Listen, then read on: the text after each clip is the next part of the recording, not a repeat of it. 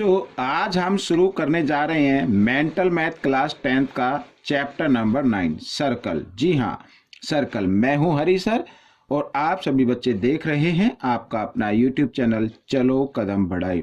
जो बच्चे हिंदी मीडियम में पढ़ते हैं उनके लिए अलग से चैनल है जिसका नाम है मैथ्स विद हरी सर।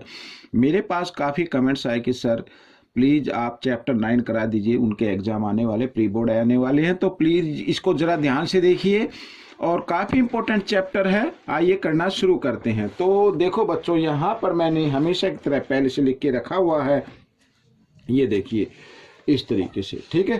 तो अब देखो यहाँ पर क्वेश्चन क्या कहता है, the radio of two concentric circles are 5 centimeter and 3 centimeter, ठीक है।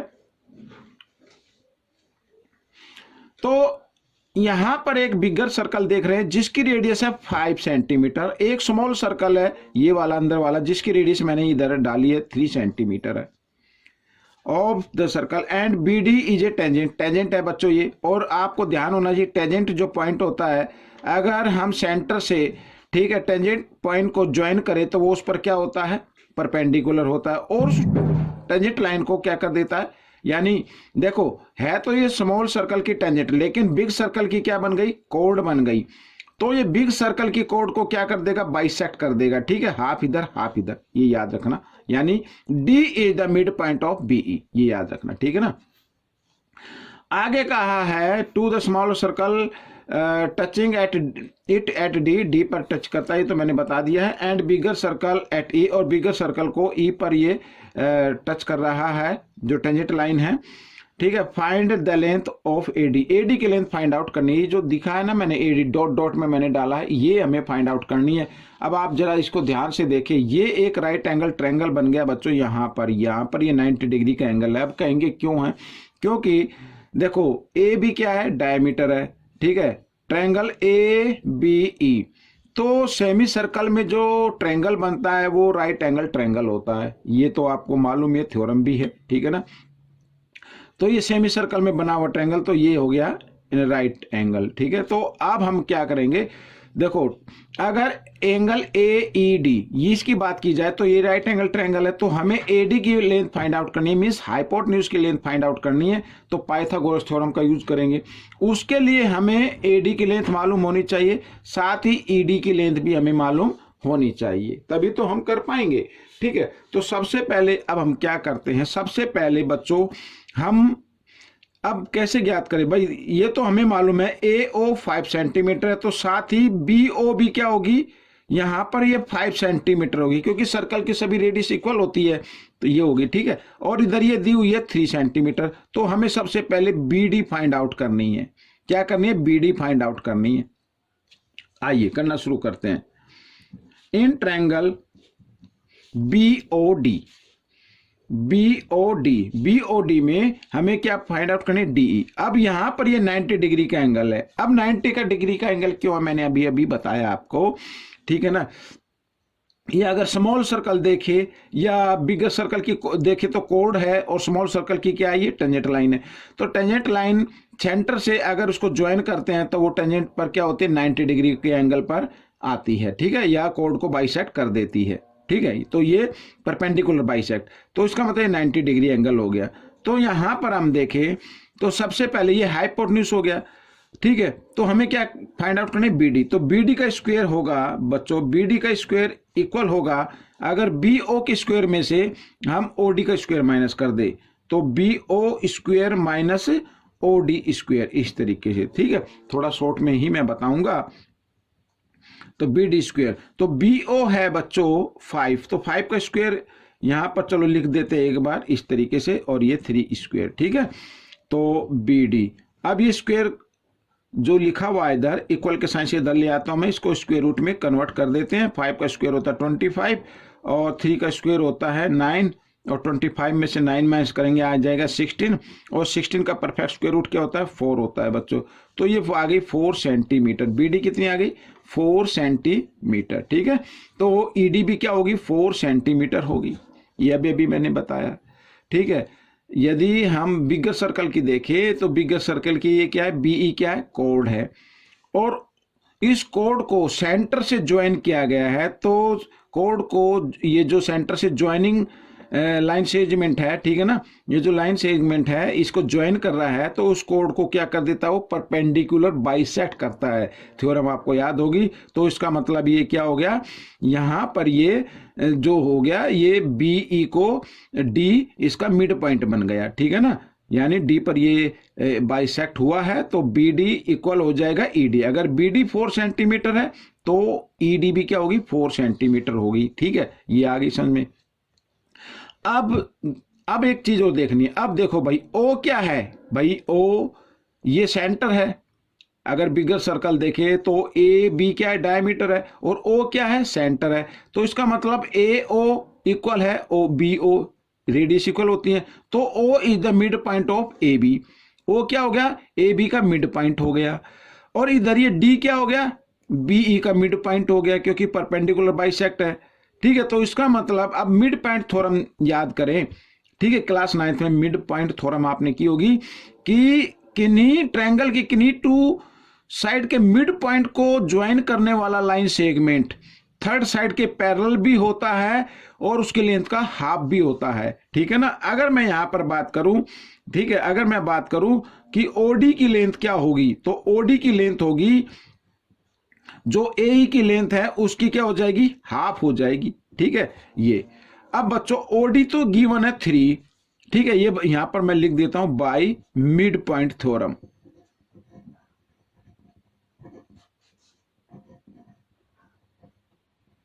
ठीक है, इस तरीके से। तो ये तो 3 है, 2 इधर डिवाइड में, इधर आकर ये मल्टीप्लाई में आ जाएगा और इक्वल आ गया ए ई।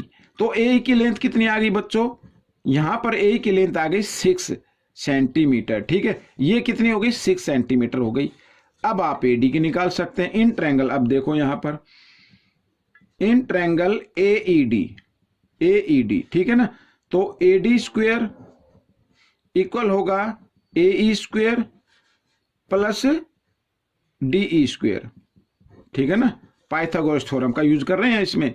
तो एडी की लेंथ निकालनी, एडी स्क्वायर इक्वल ए क्या है बच्चों, 6, तो 6 स्क्वायर प्लस 4 स्क्वायर, इस तरीके से एडी। अब मैं एक स्क्वायर को इधर ले आता हूं, स्क्वायर रूट में कन्वर्ट कर देते हैं। 6 का स्क्वायर होता है 36 और 4 का स्क्वायर होता है 16, दोनों को ऐड किया तो क्या आ गया, 52 आ गया बच्चों, क्या आ गया, 52। अब ये आपका आंसर आ गया 52 सेंटीमीटर, रूट 52 सेंटीमीटर। अगर आप चाहे तो 52 के फैक्टर करके देखते हैं, 2 से, 2 2 जा 4, 2 6 जा 12, ठीक है ना, 2 से फिर करते हैं, 2 1 जा 2, 2 3 जा 6, तो 13 का तो होगा नहीं, तो 2 यहां पर पेयर बन गया, तो हम लिख सकते हैं 2 रूट 13 सेंटीमीटर, ठीक है बच्चों। तो ये एडी की लेंथ आपकी आ गई है। तो काफी लेंथी क्वेश्चन था, हालांकि मेंटल मैथ में दिया हुआ है, समझ में नहीं आता मेंटल मैथ में क्यों दिया, क्योंकि काफी इंपॉर्टेंट क्वेश्चन भी है। आइए करते हैं क्वेश्चन नंबर 2। ये रहा आपके सामने क्वेश्चन नंबर 2। यहां पर ये देखो, हालांकि मैंने इस पे क्वेश्चन नंबर 1 लिखा था ये, लेकिन जगह काफी कम थी, तो इसलिए मैंने 2nd पेज पर मैंने बताया। तो आइए क्वेश्चन नंबर 2 इस पर कर लेते हैं।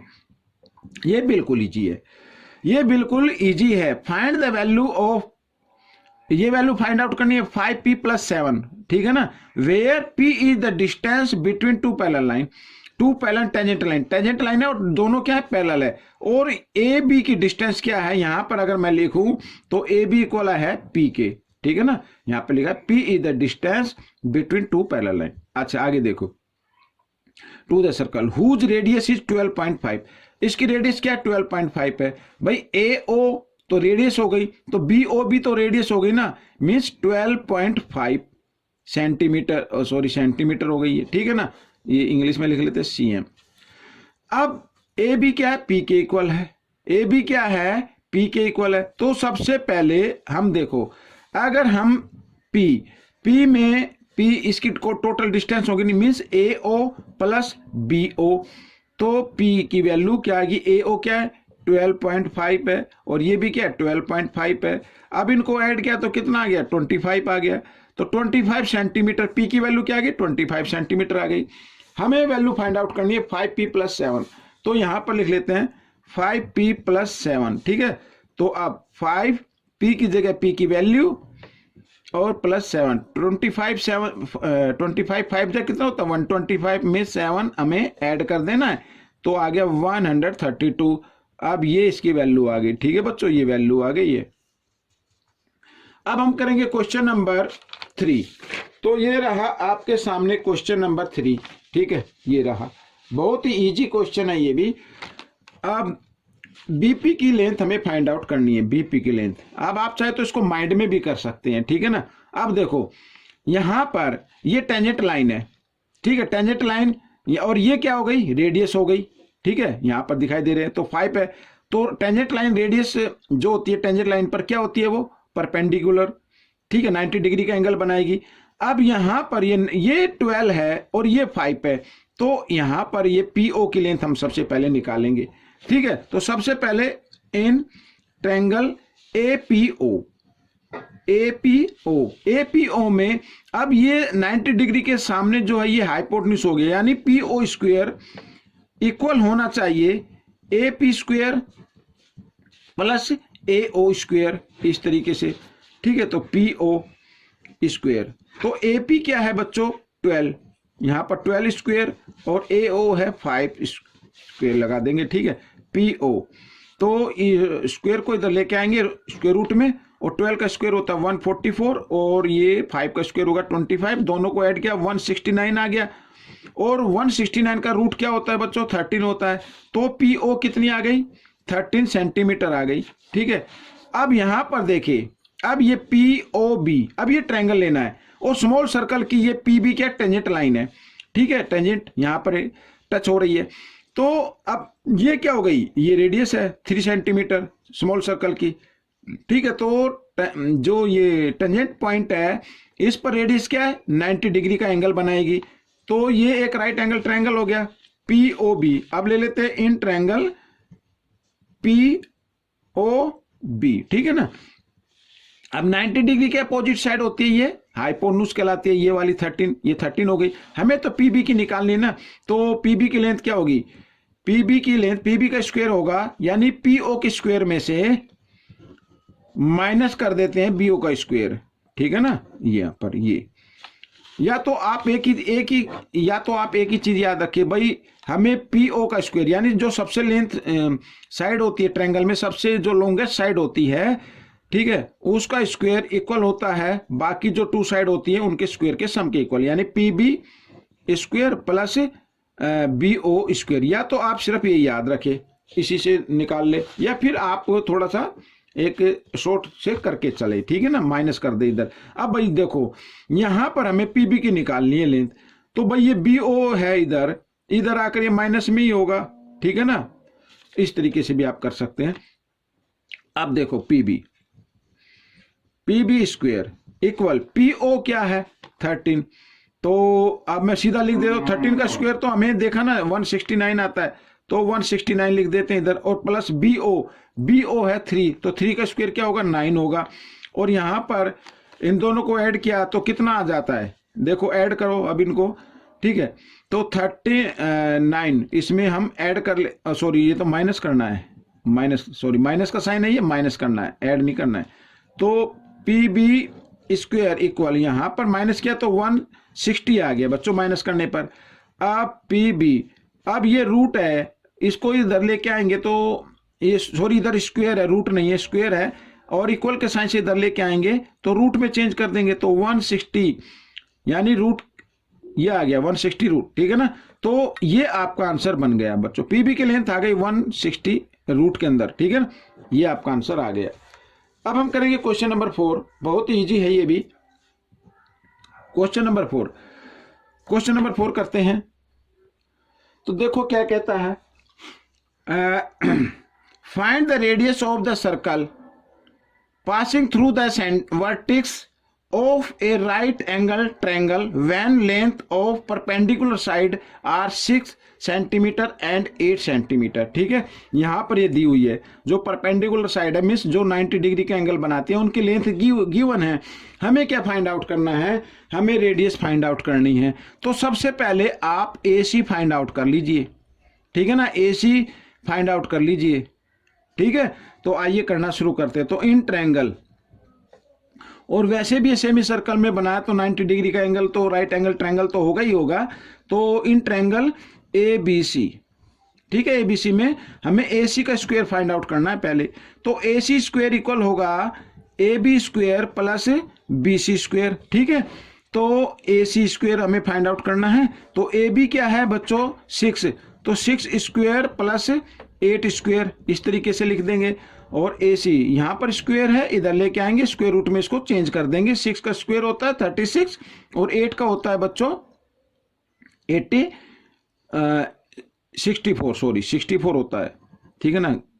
आज थोड़ा सा बाहर काफी शोर हो रहा है तो थोड़ा सा दिमाग कंफ्यूज हो रहा है, तो कोई दिक्कत नहीं, आप इसे इग्नोर करें, ठीक है। ऐसा तो होता है लेकिन आप उसको ठीक कर लें। तो 64 प्लस 36 होता है 100, ठीक है। 100 का स्क्वायर रूट होता है बच्चों 10। तो AC की लेंथ क्या आ गई 10 सेंटीमीटर आ गई। अब हमें निकालनी है रेडियस यानी AO निकालनी है। तो AO यानी डायमीटर की हाफ होती है, AC की क्या होगी हाफ होगी, ठीक है। जो डायमीटर होता है उसकी हाफ ही तो रेडियस होती है। तो AC कितनी आ गई 10 और 10 का हाफ क्या होता है 5।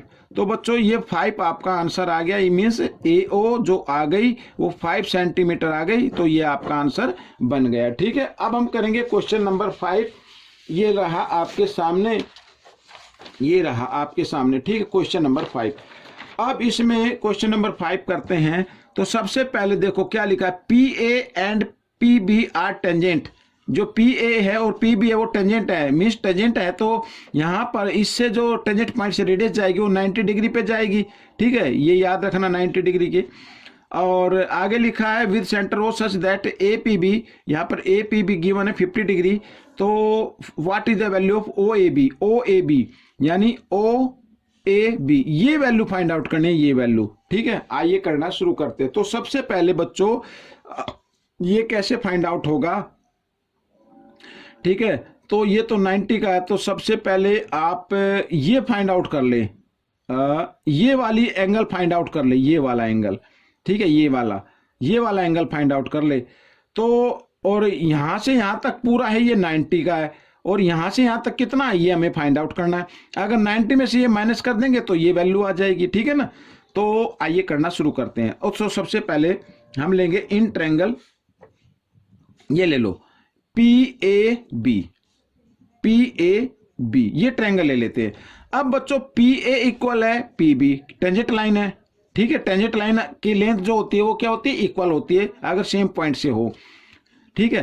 PA और PB क्या है टेंजेंट लाइन है, ठीक है। तो यहां पर मैं लिख देता हूं PA इक्वल PB, ठीक है। ये क्या है टेंजेंट लाइन, टेंजेंट, तो टेंजेंट लाइन है। और ट्रायंगल के अंदर ये टू साइड आ गई, तो इसके अपोजिट एंगल भी क्या होंगे इक्वल होंगे। तो यहां पर मैं 1 नाम दे देता हूं, इसको नाम दे देते 2, तो एंगल 1 इक्वल होगा एंगल 2 के, ठीक है।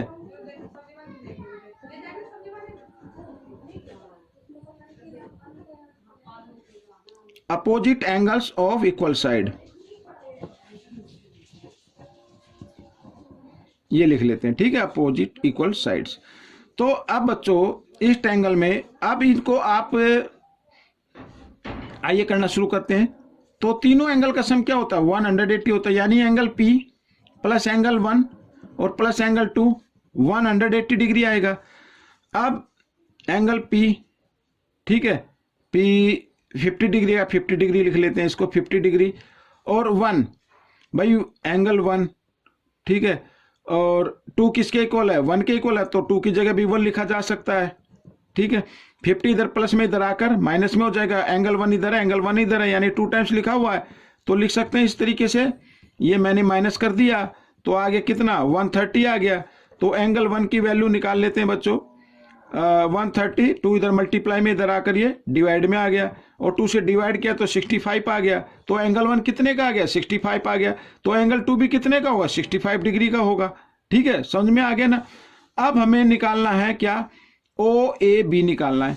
तो एंगल OAB ये कैसे आएगा, अगर हम यहां पर PAO में से यानी एंगल PAO में से माइनस कर दे एंगल 2, ठीक है, तो आ जाएगा आपका। तो एंगल OAB इक्वल PAO है 90 डिग्री का, क्योंकि यहां पर एक बार फिर बता देता हूं, ये टेंजेंट पॉइंट है, टेंजेंट पॉइंट से जो रेडियस होते हैं वो 90 डिग्री पे होते हैं, तो इसका मतलब ये 90 डिग्री का एंगल है, ठीक है ना।